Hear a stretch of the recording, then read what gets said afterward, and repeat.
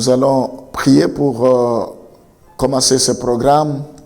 Éternel Dieu Tout-Puissant, ta parole nous dit, on ne met pas une lampe sous un boisseau. Au contraire, on le place sur un chandelier pour éclairer toute la maison, afin que tout ce qui entre soit éclairé. Nous voulons être cette lampe qui est placée sur un chandelier pour éclairer un grand nombre. Nous sommes la lumière du monde. Je voulais dire, nous sommes les sels de la terre. Nous prions, Seigneur, pour que notre vie puisse impacter le monde, que notre vie puisse influencer le monde, que tout genou fléchisse, que toute langue confesse que tu es le roi des rois. Nous voulons te recommander toutes les personnes que nous allons rencontrer, Seigneur, tout au long de la journée, que ce soit des personnes que tu auras placées au-devant de nous pour que nous puissions leur parler de toi. Dans le nom de Jésus, nous bénissons cette journée, Seigneur. Nous prions pour qu'elle soit une journée exceptionnelle, une journée pleine de grâce. Il n'y a pas deux jours qui se ressemblent devant toi. À chaque jour suffit sa peine. Sois béni, dispose nos cœurs pour que nous puissions écouter ta parole. Ouvre nos yeux spirituels, nos oreilles spirituelles, pour que nous puissions exploiter ta gloire, manifester ta gloire, que nous puissions voir, vivre ta gloire, que ton Shekinah nous enveloppe à ce moment, que l'onction de Dieu soit au rendez-vous. Dispose nos cœurs ce matin, sois béni à jamais, au nom de Jésus, nous t'avons ainsi prié, Amen. Hébreux chapitre 5, le verset 14. Hébreux 5, le verset 14. Mais la nourriture solide est pour les hommes faits, pour ceux dont le jugement est exercé, pour par l'usage à discerner ce qui est bien et ce qui est mal. Gloire au Seigneur. Nous pouvons voir cela dans 1 Corinthiens 14 également, le verset 20. 1 Corinthiens 14, le verset 20. Frères, ne soyez pas des enfants sous les rapports du jugement, mais pour la malice, soyez enfants, et à l'égard du jugement, soyez des hommes faits.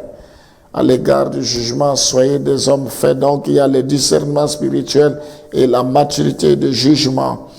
Il y a également, dans Matthieu chapitre 6, à partir du verset 19, la constitution d'un trésor dans le ciel.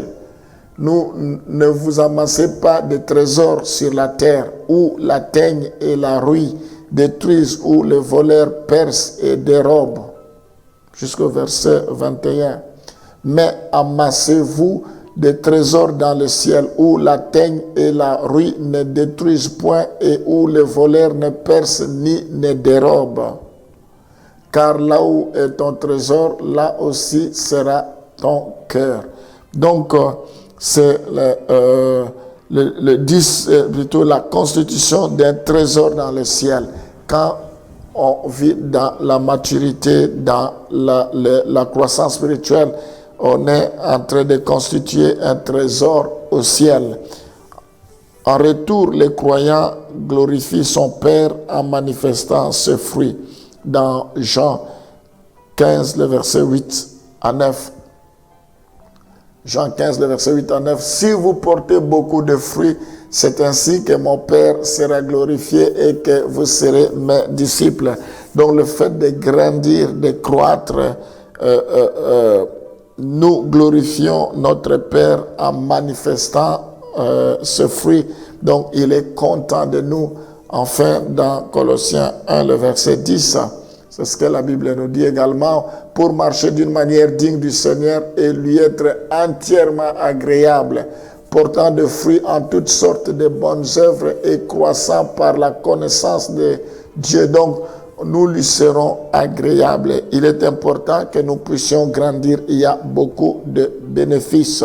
Nous allons prier. Seigneur, il y a des bénéfices par rapport à la croissance spirituelle. Nous voulons te dire merci, Seigneur, parce que tu veux que nous puissions grandir, tu veux que nous puissions croître. Nous voulons jouir de tous ces bénéfices éternels, notamment une vie réglée, une vie équilibrée, Seigneur, notamment la joie. Communique-nous la joie, la paix, la tranquillité, le repos, la sécurité, la protection. Nous en avons besoin, Seigneur. Nous voulons mener une vie fructueuse qui apporte la satisfaction parce que nous avons grandi, Seigneur. Oh, nous voulons que tu nous donnes le discernement spirituel et la maturité dans le jugement. Alléluia. Gloire te soit rendue. Nous voulons, Seigneur, à cause de notre croissance, que tu puisses nous communiquer que nous puissions constituer un trésor dans le ciel.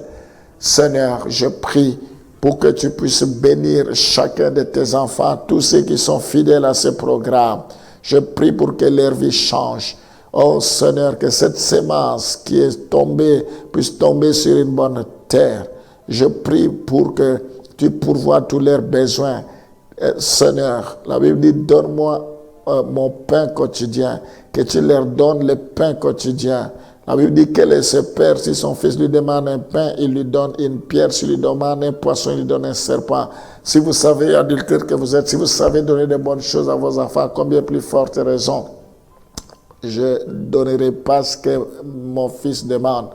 Seigneur, que tu donnes tout ce qu'ils ont besoin, tout ce que tes enfants désirent, apaise leur cœur, décharge-leur de tout fardeau. Que la main de Dieu soit sur eux. Je bénis ce programme. Je bénis l'avenir de ce programme.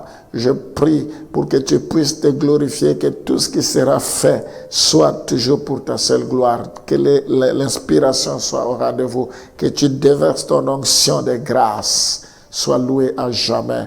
Au nom de Jésus, nous t'avons ainsi prié. Amen.